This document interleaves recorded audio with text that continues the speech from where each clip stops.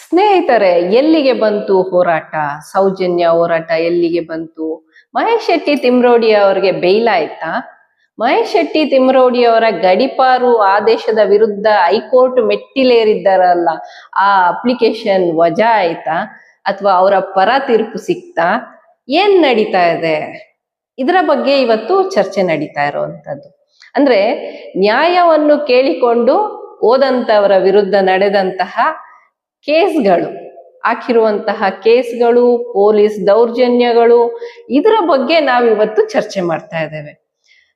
ಒಂದ್ ಕಡೆ ನೋಡಿದ್ರೆ 20 ವರ್ಷಗಳಿಂದ ಅಲ್ಲಿ ಒಂದಷ್ಟು ಹೆಣ್ಮಕ್ಳ ಮೇಲೆ ದೌರ್ಜನ್ಯ ನಡೆದಿದೆ, ಅತ್ಯಾಚಾರ ನಡೆದಿದೆ, ಕೊಲೆಗಳಾಗಿವೆ, ಒಂದಷ್ಟು ಜನರನ್ನ ಮಣ್ಣಿನ ಅಡಿಯಲ್ಲಿ ಊತು ಹಾಕಿದ್ದಾರೆ ಎನ್ನುವಂತಹ ಪ್ರಕರಣಗಳಿಗೆ ಸಂಬಂಧಪಟ್ಟಂತೆ ನಾಗಲಕ್ಷ್ಮಿ ಚೌಧರಿ ಅವರು ಒಂದು ಪತ್ರವನ್ನ ಸರ್ಕಾರಕ್ಕೆ ಬರೀತಾರೆ.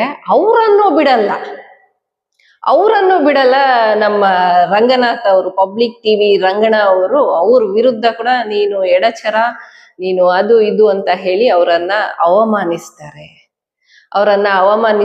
ಆ ನಂತರ ಅದ್ರ ಪರವಾಗಿ ಹೋರಾಟಗಾರರು, ಇನ್ಕ್ಲೂಡಿಂಗ್ ಮೀ ಕೂಡ, ನಾನು ಕೂಡ ಸೇರ್ಕೊಂಡು, ಹಂಗೆಲ್ಲ ಹೇಳ್ಬಾರ್ದು ರಂಗಣ್ಣ, ಎಡ ಬಲ ಅಂತಲ್ಲ, ಹೆಣ್ಮಕ್ಳಿಗೆ ಅನ್ಯಾಯ ಆಗಿದೆ ಅಂದ್ರೆ ಅವರು ಧ್ವನಿ ಎತ್ತಿದ್ದಾರೆ. SIT ರಚನೆ ಆಗ್ಬೇಕು ಅಂತ ಹೇಳಿದವರು, ಅವರು ಸರಿಯಾಗಿ ಕೆಲಸ ಮಾಡ್ತಾ ಇಲ್ಲ ಅಂತ ಹೇಳುವಂತಹ ಹಕ್ಕು ಕೂಡ ಅವ್ರಿಗಿದೆ. ಆ ಹಕ್ಕನ್ನ ಅವ್ರು ಕೇಳಿದ್ದಾರೆ ಅಂತ ಹೇಳಿ ನಾವು ಕೂಡ ಹೇಳಿದೀವಿ. ಪತ್ರಿಕಾ ಧರ್ಮ ಮರ್ತು ಪಾಪ ರಂಗಣ್ಣ ಅವರು ಒನ್ ಸೈಡೆಡ್ ಆಗಿ ಕಿರ್ಚಾಡ್ಬಿಟ್ಟಿದ್ರು. ಪಾಪ ಅವ್ರ ಟೆಂಪ್ರೇಚರ್ ಎಲ್ಲ ಲೂಸ್ ಮಾಡ್ಕೊಂಡ್ಬಿಟ್ಟಿದ್ರು. ಇನ್ನೊಂದ್ ಕಡೆ ನೋಡಿದ್ರೆ ಕನ್ನಡ ಅವರು, ಇನ್ನೊಂದ್ ಕಡೆ ನೋಡಿದ್ರೆ ಯೂಟ್ಯೂಬ್ ವಾರಿಯರ್ಸು, ವಸಂತ ಗಿಳಿಯಾರು, ಕಿರಿಕೀರ್ತಿ, ಇವ್ರುಗಳು. ಇದೆಲ್ಲದರ ಮಧ್ಯೆ ಎಲ್ಲಿಗೆ ಬಂದು ತಲುಪಿತು ಹೋರಾಟ? ಯಾರಿಗೆ ಸಿಕ್ಕಿತು ನ್ಯಾಯ ಅಂತ ಕೇಳಿದ್ರೆ, ನಿನ್ನೆ ನಮ್ಮ ಮಹೇಶ್ ಶೆಟ್ಟಿ ತಿಮ್ರೋಡಿ ಅವರಿಗೆ ಹೋರಾಟಗಾರರು, ಸೌಜನ್ಯ ಹೋರಾಟಗಾರರು, ಬರೋಬ್ಬರಿ 13 ವರ್ಷದಿಂದ ಸೌಜನ್ಯಗೆ ನ್ಯಾಯ ಸಿಗ್ಬೇಕು ಅಂತ ಹೇಳಿ ಹೋರಾಟ ಮಾಡ್ತಾ ಇರುವಂತವ್ರು, ಅವ್ರಿಗೆ ನಿನ್ನೆ ನ್ಯಾಯ ಸಿಕ್ಕಿದೆ ಹೈಕೋರ್ಟ್ ಅಲ್ಲಿ. ಅಂದ್ರೆ ಅವರನ್ನ ಗಡ್ಡಿಪಾರು ಮಾಡ್ಬಿಡ್ಬೇಕು, ಅವರನ್ನ ದಕ್ಷಿಣ ಕನ್ನಡ ಜಿಲ್ಲೆಯಿಂದನೇ ಆಚೆಗೆ ತಗೊಂಡೋಗಿ ಬಿಟ್ಬಿಡ್ಬೇಕು ಅಂತ ಹೇಳಿ ಏನು ಅವ್ರ ವಿರುದ್ಧವಾಗಿ ನಮ್ಮ ಪುತ್ತೂರು ತಾಲೂಕಿನ AC ಅವರು ಒಂದು ಆದೇಶ ಹೊರಡಿಸಿದ್ರು. ಅದರ ವಿರುದ್ಧವಾಗಿ ಅವರು ಹೈಕೋರ್ಟ್ ಮೆಟ್ಲೇರಿ, ಇಲ್ಲ ನೀವೇನು ಹೋಗೋ ಅವಶ್ಯಕತೆ ಇಲ್ಲ, ನೀವಿಲ್ಲೇ ಇರ್ಬೋದು ಅಂತ ಹೇಳಿ ಒಂದು ಜಯ ಸಿಕ್ಕಿದೆ. ಈಗ ಆ ವಿಚಾರವಾಗಿ ಅವರನ್ನ ಬಂಧಿಸಕ್ ಕೂಡ ರೆಡಿ ಆಗ್ಬಿಟ್ಟಿದ್ರು. 1.5 ತಿಂಗಳಿಂದ ಪಾಪ ಅವ್ರ ಪರವಾಗಿ ಧ್ವನಿ ಎತ್ತಕ್ಕೇನೆ ಟೈಮ್ ಇಲ್ದಂಗ ಆಗೋಯ್ತು. ಈಗ ಹೋರಾಟಗಾರರ ಪರಿಸ್ಥಿತಿ ಹೇಗಾಗಿದೆ ಅಂತ ಹೇಳಿದ್ರೆ, ಅವರನ್ನ ಕಾನೂನಿನ ಒಂದು ಕಟ್ಟಳೆಯಲ್ಲಿ ಸಿಕ್ಕಾಕ್ಸ್ಲಿಕ್ಕೆ ಪ್ರಯತ್ನ ಪಡುವಂತಹ ದುಷ್ಟಶಕ್ತಿಗಳಿಂದ ಬಚಾವ್ ಮಾಡ್ಕೋಬೇಕು.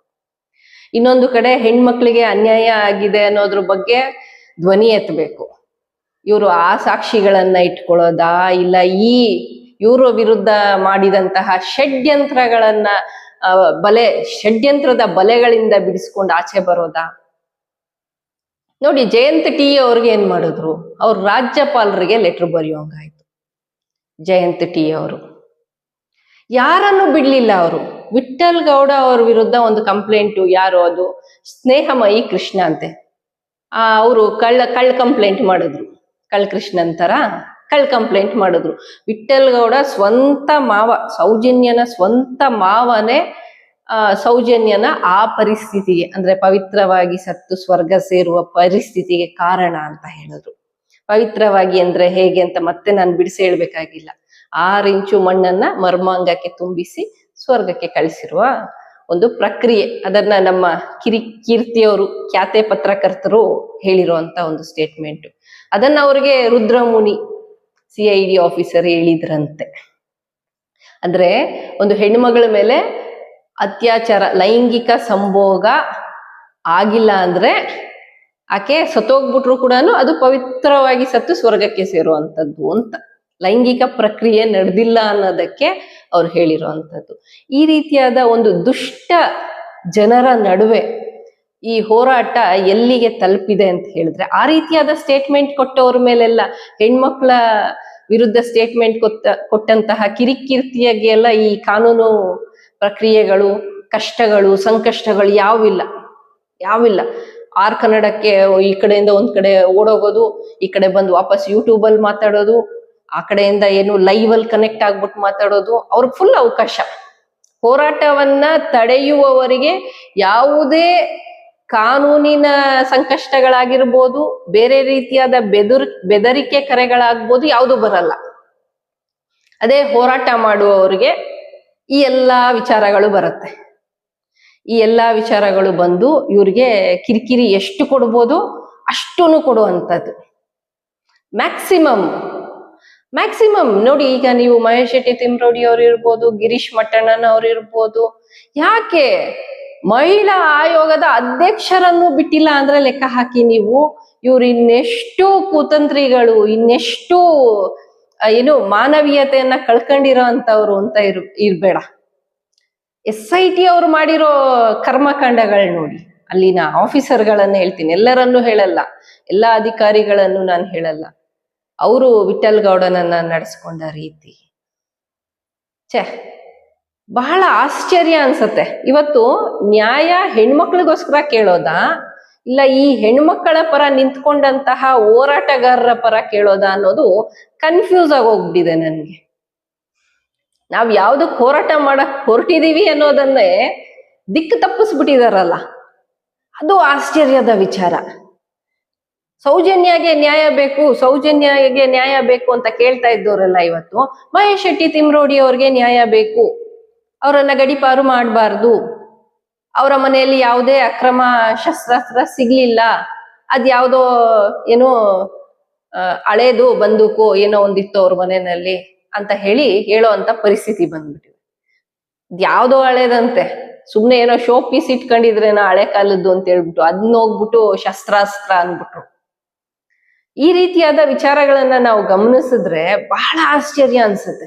ಅಂದ್ರೆ ಹೋರಾಟವನ್ನ ನಿಲ್ಲಿಸ್ಬೇಕು ಅಂತ ಹೇಳಿ ಇವರು ಪಟ್ಟ ಪ್ರಯತ್ನಗಳ ಬಗ್ಗೆ ನಾನು ಹೇಳಲಿಕ್ಕೆ ಪ್ರಯತ್ನ ಪಡ್ತಾ ಇದ್ದೀನಿ ಅಷ್ಟೆ, ಹೇಗೆಲ್ಲ ಇವರು ಪ್ರಯತ್ನ ಪಡ್ತಾ ಇದ್ದಾರೆ ಅಂತ. ಆದ್ರೂ ಪಾಪ ಕುಂಟ್ಕೊಂಡು ತೆವಳ್ಕೊಂಡು ಮಣ್ಣು ಕಲ್ಲು ಮುಳ್ಳಿನ ಹಾದಿಯಲ್ಲಿ ಹೋರಾಟ ಸಾಕ್ತಾನೆ ಇದೆ. ಹೋರಾಟಗಾರರು literally they are bleeding internally. ಕಣ್ಣಲ್ಲಿ ನೀರ್ ಬರ್ತಾ ಇರಲ್ಲ ಅವ್ರಿಗೆ, ಖಂಡಿತವಾಗಿಯೂ ಕಣ್ಣಲ್ಲಿ ರಕ್ತ ಬರ್ತಾ ಇರತ್ತೆ. ಯಾಕಂದ್ರೆ ಅವ್ರ ಫ್ಯಾಮಿಲಿನ ನೋಡ್ಬೇಕು. ಅವ್ರ ಫ್ಯಾಮಿಲಿನ ಜಯಂತ್ ಟಿ ಅವರು ಮಾತಾಡುವಾಗ ಹೇಳ್ತಾರೆ, ನನ್ ಮಗಳನ್ನ ಎನ್ಕ್ವೈರಿಗೆ ಕರ್ಕೊಂಡೋದು. ಅದೆಷ್ಟು ಸಂಕಟ ಆಗಿರ್ಬೇಡ ಆ ವ್ಯಕ್ತಿಗೆ. ತನ್ನ ಅಪ್ರಾಪ್ತ ಹೆಣ್ಮಗಳನ್ನ ಒಂದಷ್ಟು ಜನ ಪೊಲೀಸ್ನವರು ಕರ್ಕೊಂಡೋಗಿ ಅಕ್ರಮವಾಗಿ ಬಂಧಿಸಿ, ಪೊಲೀಸ್ನವರೇ ಇರ್ಬೋದು, ಒಂದು ಬಾಗ್ಲ ಹಾಕೊಂಡು ಏನೋ ಮಾತಾಡಿಸ್ತಾ ಇದ್ದಾರೆ ಅಂದ್ರೆ ಅದೆಷ್ಟು ಭಯ ಆಗಿರ್ಬೇಡ, ಅದೆಷ್ಟು ನೋವಾಗಿರ್ಬೇಡ, ಸಂಕಟ ಆಗಿರ್ಬೇಡ. ಆ ಟೈಮಲ್ಲಿ ಏನು ಗೊತ್ತಿಲ್ಲದ ಒಂದು ಹೆಣ್ಮಗುನ್ ಕರ್ಕೊಂಡು ಹೋದಾಗ ಆ ರೀತಿಯಾದ ಹಿಂಸೆಯನ್ನ ಖಂಡಿತವಾಗಿಯೂ ಯಾರಿಗೂ ಕೊಡಬಾರ್ದು. ಆ ಕುಸುಮಾವತಿ ಅವರ ಬಗ್ಗೆ ಮಾತಾಡುವಂತಹ ಮಾತುಗಳು, ಏಕವಚನದಲ್ಲಿ ಮಾತಾಡುವಂತಹ ಮಾತುಗಳು, ಆಕೆ ತನ್ನ ಮಗುನ ಕಳ್ಕೊಂಡು 13 ವರ್ಷ ಆಗಿದೆ, ಆಕೆಗೆ ಇನ್ನೂ ನ್ಯಾಯ ಸಿಕ್ಕಿಲ್ಲ. ಹೇಗ್ ಸತ್ಲು ತನ್ನ ಮಗಳು ಅನ್ನೋದು ಇವತ್ತಿಗೂ ಆ ಕಣ್ಣೆದ್ರಲ್ಲೇ ಇರ್ಬೋದು, ಆ ದೃಶ್ಯ ನೋಡಿರೋ ಆ ತಾಯಿಗೆ. ಆದ್ರೆ ಇವರು ಚುಚ್ಚಿ 13 ವರ್ಷದಿಂದ ಮಾತಾಡ್ತಾ ಇದಾರಲ್ಲ, ನ್ಯಾಯ ಕೊಡಿಸದೆ ಎಲ್ಲಿಗ್ ಬಂತು? ನಾವ್ ಯಾರ ಪರವಾಗಿ ಇವತ್ತು ಹೋರಾಟ ಮಾಡ್ತಾ ಇದ್ದೀವಿ? ಸೌಜನ್ಯ ಪರವಾಗಿ ಹೋರಾಟ ಮಾಡ್ತಾ ಇದೀವ, ಅಥವಾ ಅಲ್ಲಿ ಇನ್ನೊಂದಷ್ಟು 20 ವರ್ಷದಿಂದ ನಡೆದಿದೆ ಅಂತ ಇರುವಂತಹ ಘಟನೆಗಳ ಬಗ್ಗೆ ಮಾತಾಡ್ತಾ ಇದೀವ? ನೋ, ನಾವಿವತ್ತು ಮಾತಾಡ್ತಾ ಇರೋದು ಹೋರಾಟಗಾರರಿಗೆ ಅನ್ಯಾಯ ಆಗ್ತಾ ಇದೆ, ಆ ಅನ್ಯಾಯನ ಸರಿ ಮಾಡ್ಕೊಡಿ. ನಿನ್ನೆ ಸಿಕ್ಕಂತಹ ಜಯ ಅದೇ. ಹೈಕೋರ್ಟ್ ಏನ್ ಹೇಳಿದೆ ಅಂದ್ರೆ, ಅವರನ್ನ ಬಂಧಿಸಬಾರ್ದು, ಹೋರಾಟಗಾರರನ್ನ ಬಂಧಿಸಬಾರ್ದು, ಅವ್ರಿಗೆ ಕಿರುಕುಳ ಕೊಡಬಾರ್ದು, ಮಾನಸಿಕ ಹಿಂಸೆ ಕೊಡಬಾರ್ದು, ತನಿಖೆ ಮಾತ್ರ ಮಾಡಿ ಅಂತ. ಬರೋಬ್ಬರಿ 3 ತಿಂಗಳು ಅನ್ಯಾಯವಾಗಿ ಇವ್ರಿಗೆ ಈ ರೀತಿಯಾದ ಚಿತ್ರಹಿಂಸೆ ಕೊಟ್ರಲ್ಲ, ಏನ್ ಸಿಕ್ತು ನಿಮಗೆ? ಕೊನೆಗೂ ಸಿಕ್ಕಿದ್ದು ಸತ್ಯಕ್ಕೇನೆ ಜಯ. ಅದೇನೇ ಇರ್ಲಿ, ಇಂದಿನಿಂದ ಅಟ್ಲೀಸ್ಟ್ ಸರಿಯಾಗಿ ತನಿಖೆ ನಡೀಲಿ, ಏನ್ ನಡೆದಿದೆ ಘಟನೆ ಸತ್ಯಾಂಶ ಅದನ್ನ ಹೊರಗಡೆ ಬರ್ಲಿ ಅಂತ ಹೇಳ್ತಾ, ಮಹಿಳಾ ಆಯೋಗದ ಅಧ್ಯಕ್ಷರಿಗೂ ಅವಮಾನ ಮಾಡಿದ್ರಿ, ಅವ್ರನ್ನು ನಿನ್ಸಿದ್ರಿ, ನೀವು ಮೊಟ್ಟೆ ತಣ್ಣಗಿರ್ಲಿ ಅಂತ ಹೇಳ್ತಾ, ಈ ವಿಡಿಯೋ ಇಷ್ಟ ಆಗಿದ್ರೆ ಲೈಕ್ ಮಾಡಿ, ಶೇರ್ ಮಾಡಿ, ಕಮೆಂಟ್ ಮಾಡಿ, and thank you for watching this video. Don't forget to subscribe my YouTube channel, Shailaja Amarnath.